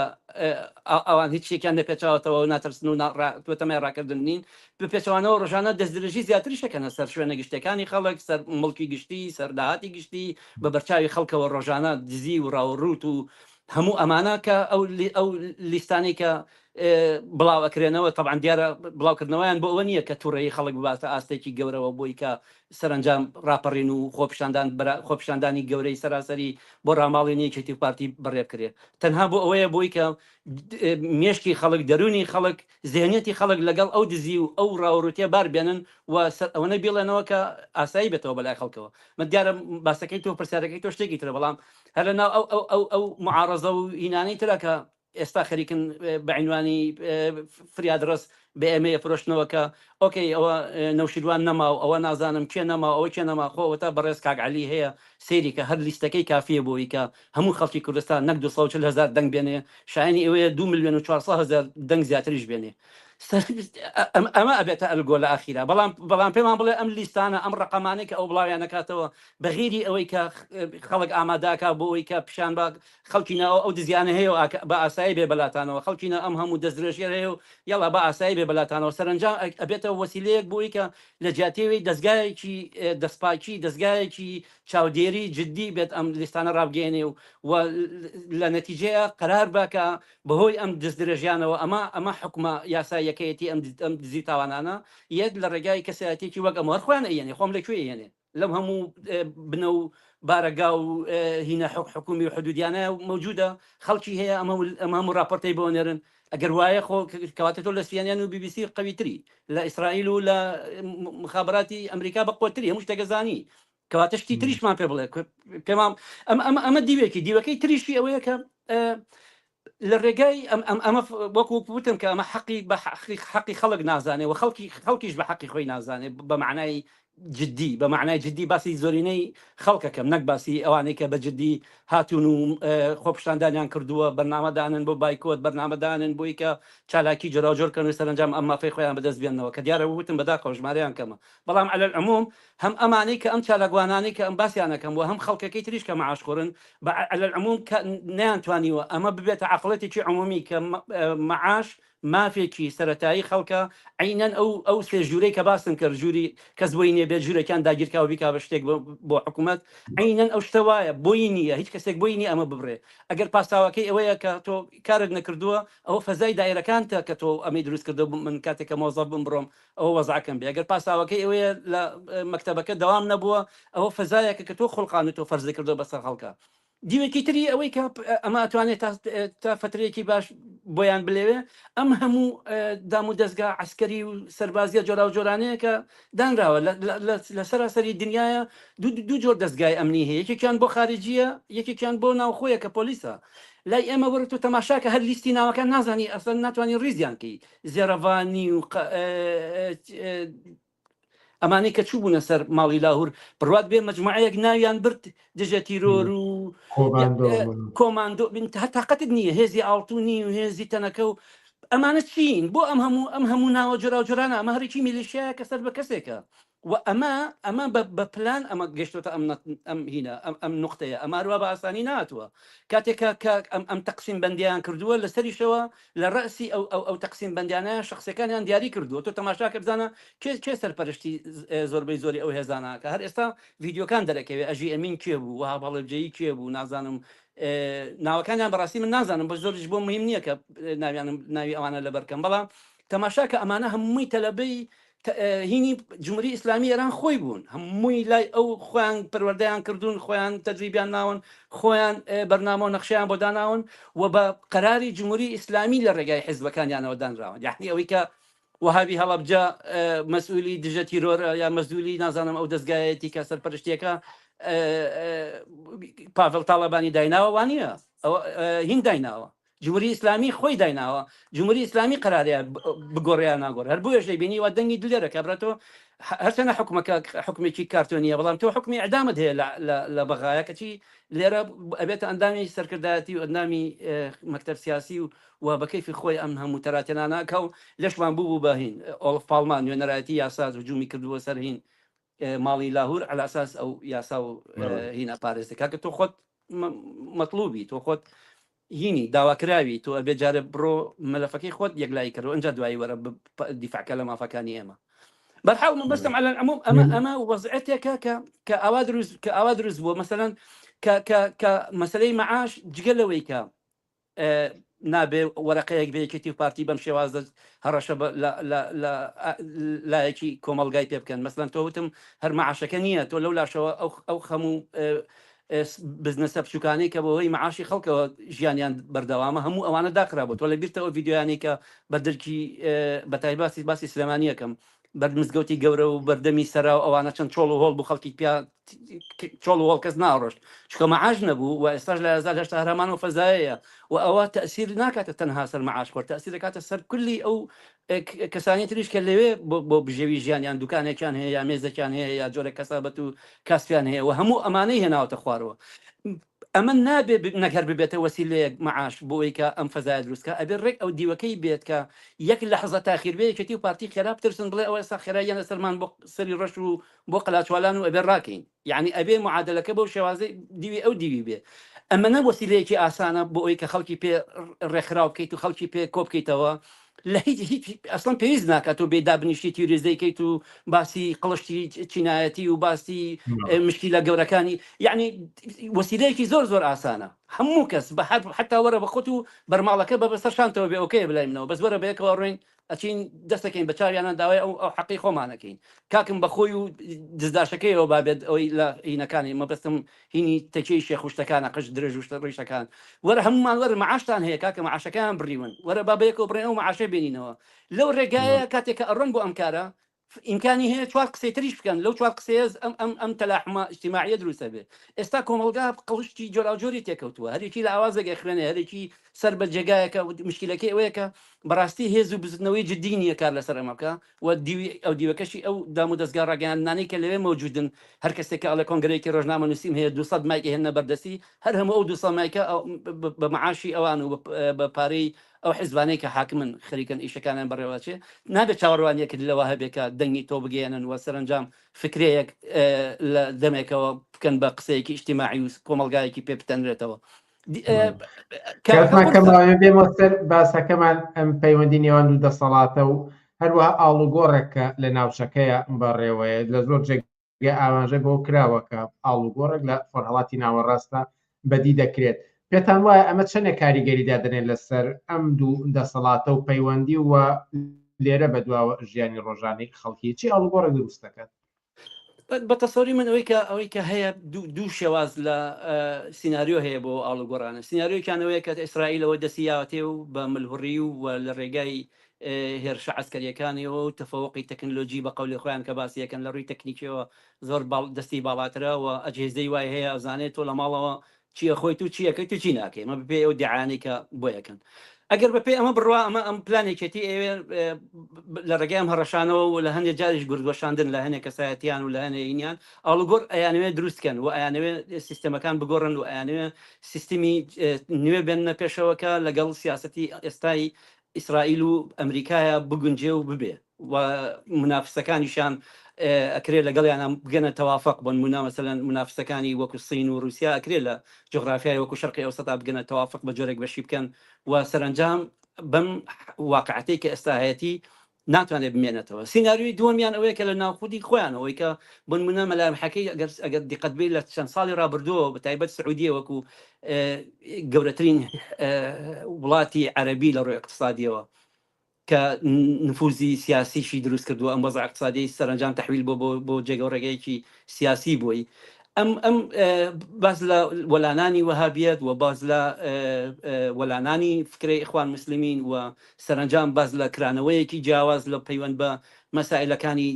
جۆرا و جۆری ترەوە سەرنجام ئەمەیە بڵێم کە ئەگەر هەر کامێک لەو دوو سیناریۆیە کە دیارە هەرێکی تەفاسیل و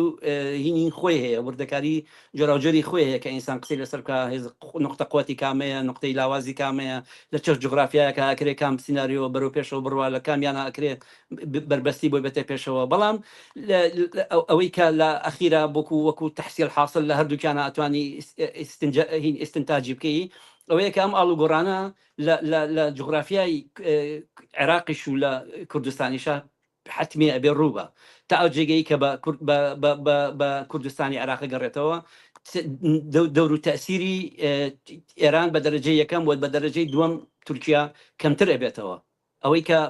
هی تورکیا بەندە بۆی کە لە ئێستاوە تاوە کاتێک کە ئەو هاوکێشەیە کە یەتە سەرەوەی کە پراکتیزە بکرێ تورکیا چەند نتوانێت خۆی لەگەڵا بگونجێنێ و چەند ئیمتیاز ئەیە بەوان بۆی لە مقابلە ئیمتیاز بدرێ بەخۆشی و نەخشێک بۆ خۆی لەم جغرافیا و لە منطقەیە بێڵێتەوە بەڵام تا ئەو جێگەی کە بە ئێرانە گەڕێتەوە ئەوە حتمی براوەیەکە هەر کەسێک کە لە خۆی بە ئێرانە هەڵبواسی بێەوە گراو لەسەر مانەوەی ئێرامکە لە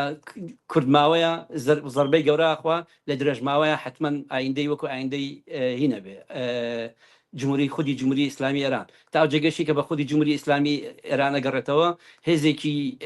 بچووک نییەکەوە هەروە بە بێدەنگی دابنیشێ و ببێ مقاومە خۆی تەسلیم کە هەر ئێستا تەماشای مقاومەی مەسەلەن بۆن منە باڵێکی میلیتانتی جمهوری ئیسلامی لە یەمەنا بکە حوسیەکان سەرباری ئەوەی کە ئەو هەموو قەسف و ئەو هەموو فشارە ئەو هەموو کوشتنەی کە لە ناو قیادەکانیانە ڕۆیە بەڵام ڕۆژانە ساڕۆخە تەقێن بۆ یەمەن هێشتا لە هەزار کۆڵ نایەن مەبەستم هێزی لەم بابەتەی بۆ خۆی هەیە دروستی کردووەوە کارەکە لەسەری بەڵام لە ئاخیرە ئەمە بەم ئاراستایە شکێتەوە کە ئەمانە هەموو ئەچنە ڕابردوویەکەوە کە خەڵک نەفرەتیان لێ بکە بۆیە لە ئێستاە کە بە تەسەوری من هەموو هەر بزنەوەیەکی ناڕازایەتی و هەر حیزبێکی پێشڕەو کە بیاوێت حرەکەتێکی جددی گەورە بکار لە ناو کۆمەلگایە ئەبێ بە دەرەجە یەکەم بێت لەسەری مەعاشەوە و مەسلەی مەعاش بکە بە مەسلەیەکی تەسبیت کراو و قابلی مناقەشە نەبێ و هین بێت چکە ئەمە ئەو کەناڵەیەکە کەناڵی ئایدۆلۆژی نییە کەناڵی سیاسی نییە کەناڵێک نییە کە پێویستی بەوە بێت کە جەدەل و مناقەشات و کتێبی لەسەر بخوێنیتەوە بۆی کە تەرەف قانعکەی کە ئەم مەسلەی ئاوایە تەنها مەسلەیەکی ژیانی ڕۆژانەیە نەدانی مەعاش یعنی برینی قوتی تۆ یعنی کوشتنی مرحلە بە مرحلەی خۆت و خاو خێزان و مناڵەکانت بۆیە ئەبێ بۆ لە پێناومانەوەی خۆتابێ شەڕکەی ئەمە وەسیلەیەکی زۆر گەورە بێ واگەر ئەمە بە هەر ئەندازەیە گەر بچووکیش بێ بچێتە پێشەوە لەو ئاڵوگۆڕانەی کە سبێنێ قەرارە دروست بێ طبعا لە هەموو لە سەراسەری دنیای کاتێک تەحلیلەکەن هەموو کەس باسی دەور و نەخشی هێزەکانەکە و چەک و ئەسلحەکانی دەستیان و عەدەدی چەکدارەکانیان بەڵام ئەوەی کە فەرامۆش کراوە هێزی جەماوەری خەڵکە چ لە ئێران چ لە عێراق چ لە کوردستان چ لە هەر جغرافیایە کە باس لەو تەغییراتانە ئەکرێ بەڵام یەکێک لە هاوکێشە گەورەکان کە ئەتوانێت بە قازانجی خۆی ئەویش عاملی زۆر جددی بێەوە نەخشی گەورەی هەبێ خەڵکە و خەڵکیش لە ڕێگای بزتنەوە ناڕازایەتەکانیەوە لە ڕێگای ڕابەرەکانیەوە لە ڕێگای ئەو حرەکاتە ئینسانیە جۆرا و جۆرانەی کە لە ئێستاوە دروستیانەکە حتمما لە هەر ئاڵوگۆڕێکە گەورە بن و بە ئومێدەوە ئینسان تەماشای هەنگاوەکانی خۆی بکە بە حوسەڵەیەکی زیاترەوە هەنگاو بۆ خۆی بنێ بەڵام پلانی جددی وەدا بنێ بەڕاستی دەورانێکە ریسکی پێویستە دەورانێکە کە تەحەداکردن ئەبێ بکرێت دەورانێکە کە ئەبێ بگەڕێی وەسیلەکانی ئەم خەباتە دابین بکەی و بیخیتە بەردەسی ئەو هێزەی کە تۆ باوەڕت پێێتی کە سبێنێ دیفاع لە حەق و حقوقی خوانی پێ بکەن. دو پرسیارم لەسەر ئایندەی قوارەی هەرێمی کوردستانە لەلایەن دەسەڵاتداران خۆیانەوە باسەکە کاڵێن ئایندەی ئەم قوارەیە لە مەترسیدایە. هەروەها زۆر جاریش باس دەکەن مەسەن لە پەیوەند بە مەسەلەی موچەوەڵێن کە ئێمە لە پێناو موچای خەباتمان نەکرد و قوارەکە لە ژێر مەترسیدایە نابێ پچوو کرێتەوە بۆ موچە. ئایندەی ئەم قوارەیە چۆن نەبین و ئەگەر قسەیەکیش لەسەر ئەم بۆچوونانەی دەسەڵاتداران بڵێن. ئایندەی ئەم قوارەیە کە ئەمان پێڵەن قوارە هینە بند نییە بەوەی کە ئەمان خۆیان چی بۆکەن. ئایندەی ئەم قوارەیە عینەن سەرەتاکەی چۆن سەرەتا و دامەزرانەکەی ئەمریکا ئەمانی قوارەیەکی دروست کرد و ئەمانی کرد بە حرەز بە دیاریەوە و ناوچەی ئارامی بۆ دروستکردن و لەو کاتەوە تا ئێستا حرەستن و حاکمن و 50 دابەشیان کردووە تا کاتێک کە ئەمریکا و ئەو وڵاتانی دەوروبەر بیانەوێ ئەمە درێژێ هەبێ ئەوان قرار لەسەر ئەیان هیچ ئیرادەیەکی ئەمانیتیانە ئەوەی کە تا ئێستا پێی وتراوە حکوومەت و پەرلەمان و ئەمانە تەنها بۆ خۆڵکردنە چاوی خەڵک بووە و بەس بۆ ئەوە بووە کە پیشان بدرێت کە لێرەش دەستگایەک هەیە و ڕسمیە و شەرعەتی هەیە و ئەوە ئیدارەی هەیە و بۆی کە نەبێتە سبێنێ وەکو وەرەقەیەک بمێنێتەوە بەدەست ئەمریکا و بەدەست وڵاتانی ناوچەکەەوە وەکو کارتی فشار بەرامبەر بێکتر بەکاری بێنن. یعنی بوونی پەرلەمان بوونی حکوومەت بوونی ئەم انتخاباتە کارتۆنیانەی کە بە درێژایی چەند ساڵی ڕابردوو کردیانە هەموو ئەمانە ئەو ئەقداماتانە بوون کە ئەو وڵاتانە داوایان کردووە. ئێوە انتخاباتێکی ڕسمیش بێ هەر بیکەن هەر خۆتان لە بینی خۆتان ئادابەشیکەنەوە سندوقش دەنمەکەنەوە چەند کەس دەنگی هێناوە دەنگی نێنەوە خۆمان ڕێکەوین لەگەڵتان.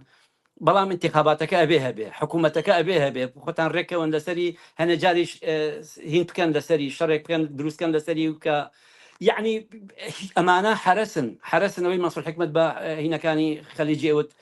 حرەسی چاڵانەوت ئەمانە زۆر لەوە خراپترن زۆر لەوە حرەسی چاڵنەوت لانی کەم حرەسی چاڵنەوت حسەیەکی زۆر گەورەی لەو پارەی کە نەوتەکە فرۆشتری بۆ خۆیانە ئەمانە خۆیان تەنها خۆیانن یعنی ئەگەر قرار بێت باسی خەلیج ئەڵم خۆیان خەڵکەکەشی لەگەڵایە مەسەڵەن تۆ وەرە مقارنەی سعودیە بکە کاتێککە ئەچێتە دەرەوەی وڵات لەگەڵ هەر خەڵکی وڵاتێکی تر بە چاوێکی دەوڵەمەند سێری ئەوەکەن لە بروی کە ئەزانن ئەمە لە وڵاتێکەوە هاتووە ئیمکانەتی باش لەلایەن حکوومەتەکەی تەلەبەیە حکوومەت سەپۆرتیەکە فەرقی هەیە لەگەڵ تەلەبەیەکە لە تەنانەت لە کۆریاوە هاتووە بەڵام ئەمانەی ئێرە مافیای بە هاوشەوەی ئەمانە لە هیچ جێگایەکە نەبووە تەنانەت حیفە پێشیان بڵێ مافیا ئەم مافیاکانی ئیتالیا شتەکانیانە دزی ئەچوو لانیکەم بەشێکیان ناو کەسوکار و هینەکەی خۆیان جغرافیەکەی خۆیان دابەشە کرد خەڵکی فەقیر وەژاری منتەقەکەی خۆیان خەریک بۆ سەپۆرتە کرد و دامە کرد و جێوی خۆشیان بۆ دروستەکردن ئەمانە تا ئێستا چیان کردووە مەبەستمەوەیە کە ئەم مافیا و دەسەڵاتەی کە یەکێتی پارتی دایناوە هەمیشە وەقتی بووە بەلایەنەوە هیچ پلانێکی استراتیژیان لە هیچ ڕوویەکەوە نەبووە مەسەڵەن تۆ وەرە لە ڕووی سەحیەوە پلانی استراتیژیان کامەیە لە ڕووی تەندروستیەوە پلانی استراتیژیان کامەیە لە ڕووی حتا لە ڕووی زمانەوە تەسەور کە زمان ئەمە تۆ هەویەتی حکوومەت و دەسەڵاتەکەت زمانی کوردیەوە بە دلیلی کورد و کوردایەتی و کوردبوون خەریکی لە بەرامبەر بە عێراق خۆت کردوێتەوە زمانی کوردی مجموعەیە گەنج ئەیکەنە ناو گوگڵەوە نازانم ئەوەی فنلەندا وەزارەتی تەربیەی فنلەندی کوردی فنلەندی قاموسێکی دروست کرد وەزارەتی فنلەندی سەپۆرتی ئەو دوو خوێندکاری کردەوە وەزارەتی پەروەردەی خۆشمان سەیرەکە لە دوورەوە تەبیعیە بەلایەوە وەزارەتی ڕۆشنبیری خۆمان سێری ئەوە مشتانەکە خەجاڵەت نابێت تەریق نابێتەوە کە ئەمە پرۆژەی تۆیە کاکە تۆ ئەبوایە تۆ ئەمانەت کردایەت ئەبوایە تۆ ئەم نەخشە و پلانانات هەبووە ئەبوایە چونکە ئەمانە موقتن و سیاسەتی ئەسلیان شعاری ئەسلیان ئەوەیەکە مادام موقتین ئەم موقتیە ممکنە ڕۆژێک بێ ممکنە 50 ساڵ بێ هەر نەسەن جەلال تاڵەبانیش و مەسعود بەرزانیش بەم شێوە زەم قسەیان کردووە ممکنە ئەم فترەیە بێ ممکنە تا 50 کێژەوە بەردەوام بێ بۆیە هەتا بۆمان نەکرێ ئەبێ ببین و خۆمان خێزانەکانمان دەوڵەمەند بکەین و سەروەت و سامانی گەورە بۆ خۆمان پێکەوە بنین و لە جێگایەکە لێمانە سنەوە کۆتایی پێیە ئەوەی کە لە تەمەنی کەسێکە ئەوان هاتنە سەر حکم تەمەنی کە لەدایک بوو یا تەمەنی 5 ساڵ 10 ساڵ بوو هێشتا نێزانی ڕەشسپی خۆی لە یەک جا بکاتەوە ئێستا 50 ساڵ دوای ئەو تاریخە تێپەڕی و یعنی ژیانی ئەو تێپەڕی و چەند جیل بەم شێوازە هەمووی مایەپوت دەرچوو بەهۆی سیاسەتی یەکێتی و پارتیەوە بۆیە ئەمانە نەگەرد ئایندەکەیان لە مەترسیایە علاق ڕەتی بەوە هەیە کە شوێنێک هەیە لیان بسنێتەوە ئەمانیش خەباتکارن و مقاوماکەن مەسلەکەەوە نیە مەسلەکە ڕێک ئەو بەو شێوەیە کە من وتم لە ئاساسەوە چۆن دانراوە بە اتفاقی ئەوان ئێستا خەریکە بە اتفاقێکی تر کاتێکیش کە مەترسیە بێ مەترسیە بۆ سەر دەسەڵاتی مەسعود بەرزانی و جەلال تاڵەبانی و خێزانەکانیان ئێمە بستم بافڵ و ئەمانە جەلال تاڵەبانی خۆی نەماوە بەڵام دەیان دکتاتۆری هاوشێوەی خۆی لە دوای خۆی بەجێشتووە هەر لە ژنەوە تاگاتە پیا و تاگاتە دەیان هینی چر عینەن هینی عیلەی بارزانی بە هەمان شێوە مجموعەیەک خەڵک دەوڵەمەند هەرکی بەخۆی لە جغرافیایەکە حکومە هەرێکی لە دەستگایەکە بەخۆی سەرۆکە و کەیفی خۆیان کەوتونتە دزی و ڕاوڕوت و برین و دەیان مافیا و دەیان هینی جۆراوجۆریان لە دەوری خۆیان قوت کردوێتەوە بناوی عشیرەت و بناوی خێڵ و هینی جۆراوجۆرەوە جبەخانەیان بەدەستەوەی چەک و ئەسلحە و درعی ئەمریکیان بەدەستەوەی و بەم شێوازە ئیدامە بە هینی خۆیانیان بۆیە کاتێکە خەتەرەکە ئەڵەن خەتەرە لەسەر ئەوان هیچ ڕەتی بە خەتەری سەر خەڵکی کوردستانەوە نییە هیچ خەتەرێکی حکوومەتی هەرێم نابێتە ئۆتۆماتیکی خەتەر بۆ سەر خەڵکی کوردستان هیچ خێر و بەرەکەتێکی بۆ سەر حکوومەتی هەرێمیش بە درێژایی چەند ساڵی ڕابردوو قەت نەبوو بە خێر و بەرەکەت بۆ خەڵکی کوردستان ئەگەر جار بەجارێکیش فەزایەک لە ڕووی اقتصادیەوە ڕەونەقێکی پێوە دیار بوو بێ دلەکەی ئەوە نەبووەکەەوە ئەوان بیستیانە ئەو کارە بکەن دلەکەی ئەوە بووکە کولی پرۆسەکە ئەوەی خواستووە و پێداویستی ئەو دەورانە پێویست بوو بۆیە گەشتەوە بە منەگەوەی کە ئەمان ویستیانە چاکەیەک بۆ خەڵکەن ئەگینا بەگەر بەدەست ئەوان بێ وەک گوتم هەموو سێکتەرەکان بۆ دواوە ڕۆشتووە سەیری جادەوبان بکە سەیری کارەبا بکە سەیری ئاو بکە سەیری پێداویستیە هینەکانی ڕۆژانەی خەڵک بکە هەمووی لە ئاستی زۆر خراپتایە لە چاوە ڕسمانەیە کە خەڵک هی نەوەتەکان و هی هەشتاکان کە بڵاو یەکاتەوە لە هەر گەڕێکێکە ڕستنی هەشتاکان بڵاو کرێتەوە بڕۆ لە هەمان جێگای ڕستم بگرە وەرە مقارنێکە کاکە 40-50 ساڵ دوای ئەوواکە بڕۆ بزانە لێرە خەڵک لە کۆمپانیەکان هینێکیان هەیە دعایەکان هەیە بیفۆر ئافتەر بۆ پیشانی باڵێ ئافتەر چەند بردمانە چەند باڵامە چەند بەرابەر باڵای کرد چەند گەورەمان کرد چەند تەتەوەرمان پێەیە بەڵام ئێستا تۆ وەرە هەر ڕسمێکی هەشتاکان بێنە مقارنێکەوە ئێستا بڕۆ لە هەمان جێگا عادەسەی کامێرەکە دابنێ بزانە ئەو کاتە ئازانی کەم یەکێتی و پارتی چ بەڵایەک بوون بۆ ئەم کۆمەلگایە و ئەبێت چ خەبات و چ قوربانیدانی گەورەی پێویست بێ بۆی کە لە ناویان بەریت و بیانێریتەوە بۆ جگەی کە لێوێ هاتن و سەرنجام کۆمەلگا ئازاد بێت لە دەستی ئەمانە زم ناکۆ عەزیز زۆر سپاس لە بەرنامەکانی ئەم شەوی پێشەنگ تیڤیدا ئامادە بوون زۆر سپاس بۆ تۆش بنەرگیان دەست خۆش عەزیزان هەر لێرەش زادەی ناکۆتایی بەرنامەکانی ئەم هەفتەیەمان و تا هەفتەی ئایندە کاتێکی خۆش بۆ هەموو لایەک و هەر شاد و سەرکەوتو